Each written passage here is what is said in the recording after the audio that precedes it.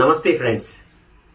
ఇటీవలి కాలంలో అన్ని స్కూల్స్లో అంటే గవర్నమెంటు, ప్రైవేటు, ఎయిడెడ్ అన్ని స్కూల్స్లో, కాలేజీలలో అపార్ గురించి చర్చ జరుగుతుంది.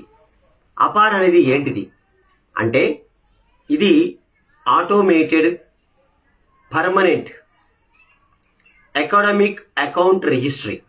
ఇది కేంద్ర ప్రభుత్వము ఇంప్లిమెంట్ చేయడం జరుగుతుంది. మనందరికీ ఆధార్ కార్డు ఉంది. ఆధార్ కార్డులో ఒక నంబర్ ఉంటుంది. ఆ నంబర్ కొడితే మన గురించి అన్ని పర్టికులర్స్ తెలుస్తాయి. అలాగే పాన్ కార్డు ఉంటుంది. ఫైనాన్షియల్కి సంబంధించిన విషయాలు తెలుస్తాయి.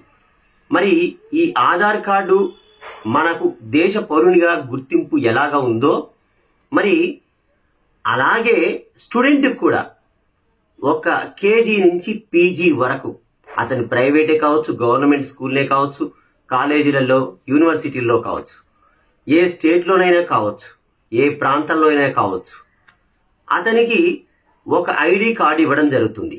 ఆ ఐడి కార్డు పేరే అపార్. దీనివల్ల స్టూడెంట్స్కి చాలా బెనిఫిట్ జరుగుతుంది.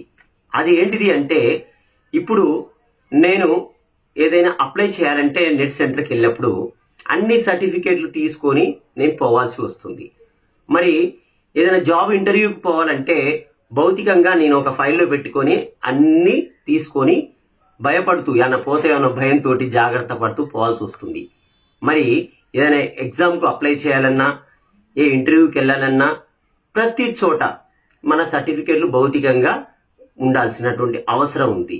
ఇలాంటి సందర్భంలో కొన్నిసార్లు సర్టిఫికేట్స్ పోగొట్టుకుంటాము.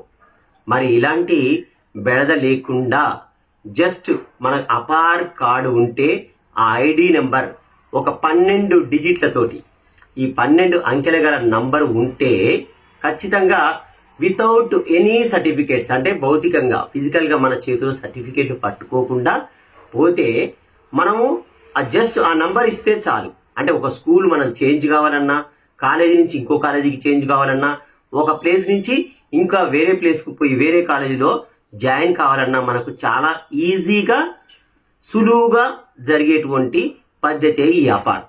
మరి భవిష్యత్తులో స్టూడెంట్కి ఎంతో మేలు జరుగుతుంది.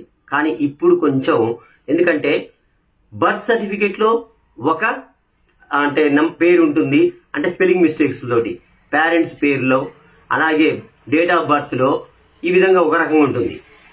ఆధార్ కార్డులో ఒక రకంగా ఉంటుంది. చివరికి స్కూల్లో, కాలేజీల్లో అడ్మిషన్ రిజిస్టర్లో కూడా వేరే ఉంటుంది. అంటే ఇలా తప్పుల వల్ల